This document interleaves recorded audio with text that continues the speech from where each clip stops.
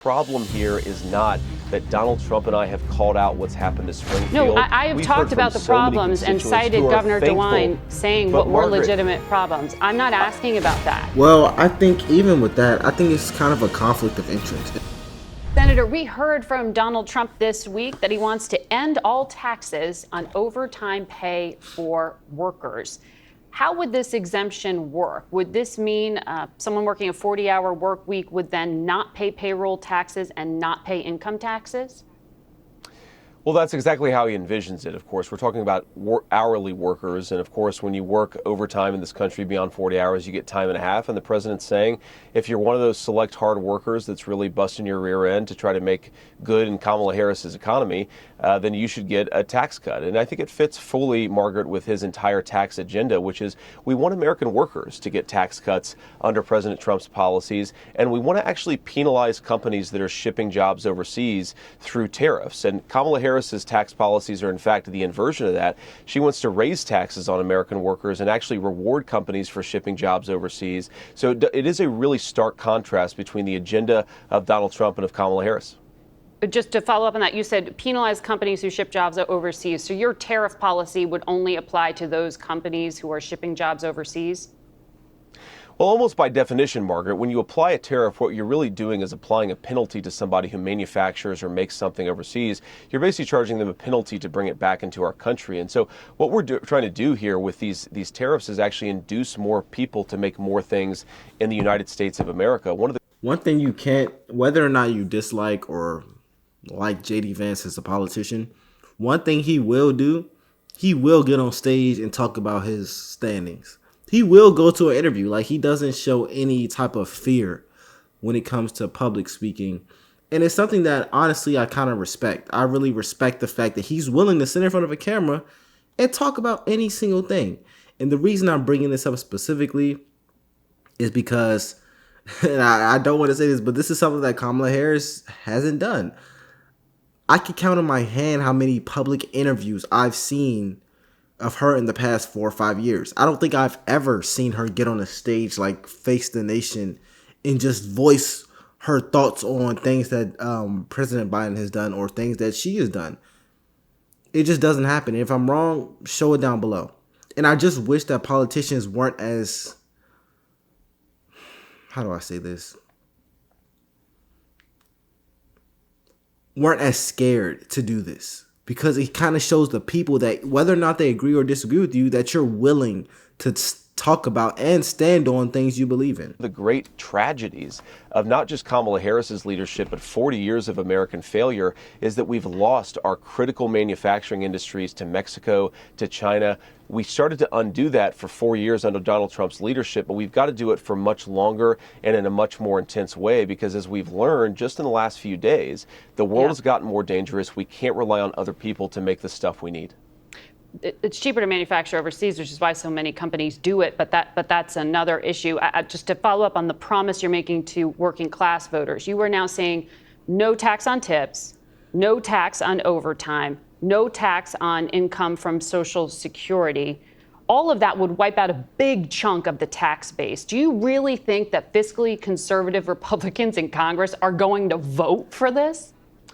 Well, I think obviously Republicans believe American workers should keep more of their own money. And yes, I think that if we actually balance this out by penalizing some of these companies for manufacturing overseas, I do think that we can get this to balance out in the right way, Margaret, where we're not blowing a hole in the deficit. We're giving workers more of their money. But to your point, we're actually making it easier to make things in the United States of America. Now, you're exactly right. Sometimes it is a little bit cheaper to manufacture overseas, but we have to ask why that is. It's because a lot of these foreign countries use literal slave labor in manufacturing. We should not be allowing slave laborers to benefit from American markets. If you want access to our market, you've got to pay our workers fair wages. That is the Trump agenda, and it's something he already implemented once, by the way, Margaret, but is going to double down on in his second term. So the 10 to 60%. That's fact. I never even looked at it from that perspective. A lot of other places do literally use slave labor, and this is no exaggeration. Which is ironic because one of the biggest things on the left is, and if I'm wrong, correct me, social justice specifically for other nations, including third world nations that also use slave labor. So that's a big democratic or left-leaning thing. Very progressive ideology to have social justice for other lands that's not America. And what JD Vance just said, someone who is, I believe, conservative, yeah, the reason why it's so cheap to produce things in other countries, which for some reason the Democrats disagree with, is because they use slaves. Shouldn't y'all also be against this? Are y'all not against slave labor, or are you for slave labor? Like, which one is it? Do you want slave labor to be around, or you only want it to be around when it benefits America? I don't understand. That's a good point. Percent tariffs. You're saying this is just a range, and you'll figure out exactly who it applies to if you win the election. Well, I think you have to take some recognition, Margaret, that this is a negotiating tactic. You go into some of these negotiations, and sometimes you're going to have to do higher tariffs. Sometimes you might be able to do lower tariffs, but I don't think you go in saying you're going to do exactly this on every country. You use that as part of the negotiation. This is one thing that Donald Trump was so good at during his first term, is actually negotiating with foreign countries and benefiting American workers in the process. Well, if you say you're not going to do any tariffs, you're basically going into these trade negotiations completely unilaterally disarmed. You don't want somebody who's negotiating for American workers who's already saying, I'm not going to use the most important tool, which is exactly what Kamala Harris has done. Well, but Harris and Biden have used tariffs in strategic ways on strategic industries, and it sounds like you're saying you'll also be strategic there. You represent Ohio here in Washington, and your state's governor is asking for federal help to deal with the influx of about 15,000 migrants over the past 4 years, which has strained the health system, he says, schools, caused safety issues. You've been talking about these problems, but what have you done to help Governor DeWine with his request for federal help? Well, the most important thing that we can do to assist Governor DeWine and the whole state of Ohio, and frankly the whole country, Margaret, is to stop Kamala Harris's open border. And for 2 years, I've been fighting for policies that do exactly that. You have to ask yourself, why have these 20,000 Haitian migrants been dropped into a small Ohio town in just a few years, Margaret? And the answer is because Kamala Harris implemented what's called temporary protective service for over 100,000 Haitian migrants. She basically, with a magic wand, granted amnesty to thousands of people who shouldn't have been in this country, and now a small Ohio town is dealing with the consequences. And to anybody listening, Margaret, this is what Kamala Harris wants to do to every town in this country. Overwhelm them with migration, stress their municipal budgets, see communicable diseases on the rise. What is happening in Springfield is coming to every town and city in this country if Kamala Harris's open border policies are allowed to continue. We have got to stop this. American citizens are suffering because of what she's done. And here's the fact. Yeah, here's the facts, though. Many of those Haitian migrants move there by choice because they have temporary protected status, which gives them the ability to work. That TPS, temporary protective status, has been in place since 2010. And in fact, Donald Trump renewed temporary protective status for Haitians when he was president. Should he not have done that? Well, let me do a little fact check, Margaret, because there was a renewal in June of 2017, I believe, which was very early in Donald Trump's presidency. Yes. And he actually ended it in 2018, that temporary protective service for Haitian migrants. Kamala Harris re-implemented it when she became president or vice president. Kamala Harris re-implemented it as vice president, and now you've seen this massive explosion just in the last few years. I mean, Margaret, just to give some context here, there were maybe 1,000 Haitian migrants in Springfield, Ohio just 3 years ago. Now there's close to 20,000, and it's impossible. If I was her, I would stop having him on the show. I would stop having him on the show. He just knows too much stuff. How you going to get fact checked on your own show? And this is no offense to her specifically. She's probably an extremely intelligent person. I don't watch enough of her stuff to definitively say whether or not she is or is not. My thing is this. I've watched a few of their videos, and every time he just fact checks her. It's like you invite him on the show, he just knows an answer to everything. He knows an answer to everything. And when it comes to Kamala Harris, I think the biggest problem is that a lot of people just don't understand what she does. For example, this whole immigration thing when it comes to Haitians, I think a lot of Americans just don't understand. They don't get it. And the reason I say that is because Americans are facing a lot of issues now. But then they see the VP fighting for another nation's issues. It's just very strange. To overstate its overwhelmed local services. Okay, In so I schools, understand you have want to 1,000 end. children now in a small district. You want to end Can I temporary just protective please contextualize status. this, Margaret, because a 1,000 children who don't speak English, so now the kids who are in that school district are not getting a good education. The local health services have become overwhelmed. This is a terrible tragedy, and I think it's important, Margaret, to say we're not mad at Haitian migrants for wanting to have a better life. We're angry at Kamala Harris for letting this happen to a small Ohio town, and thank God Donald Trump has called attention to it and would fight back against these policies if the American people reward him with the presidency. Well, Governor DeWine has been calling attention to it and asking for federal help. On September 9th, you amplified what you said yourself were rumors about Haitian migrants eating pets. Donald Trump then claimed those were facts, and he repeated them to 67 million people on the debate stage this past week.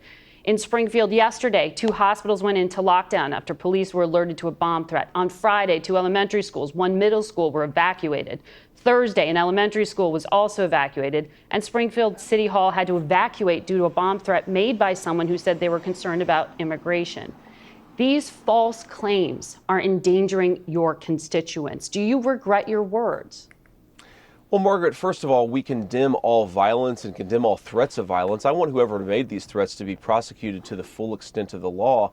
But we don't believe, Margaret, in a heckler's veto in this country. You can condemn violence on the one hand while also saying that there have been terrible problems caused by Kamala Harris's open border in Springfield. Now, you said that these are false rumors. Well, I've heard about a dozen things from my constituents in Springfield, Ohio. 10 of them are verifiable and confirmable. A couple of them we have direct firsthand accounts of, for example, migrants abducting geese at the local park and slaughtering them and eating them. Now, maybe all of these constituents are lying to me, but I would appreciate if the American media showed up and did some real investigation rather than amplifying the worst people in the world. Why is somebody calling it a bomb threat, Margaret? It's because they want attention. I think that we should ignore these ridiculous psychopaths who are threatening violence on a small Ohio town and focus on the fact that we have a vice president who's not doing her job in protecting that small Ohio town. Okay. Well, CBS did hear from community members in Springfield who work with migrants, and they have talked about security concerns. I know the mayor of Springfield, a Republican, told ABC News, "We've been punched in a way we should not have been punched." He said all these federal politicians that have negatively spun our city, they need to know they're hurting our city, and it was their words who did it. Your words, sir. Do you regret them? Margaret, we've been hearing about these problems for months, even in some cases for years, and the problem here is not that Donald Trump and I have called out what's happened to Springfield. No, I have We've talked heard about from the so many problems and constituents cited who are Governor thankful. DeWine saying But what were Margaret, legitimate problems. I'm not asking about that.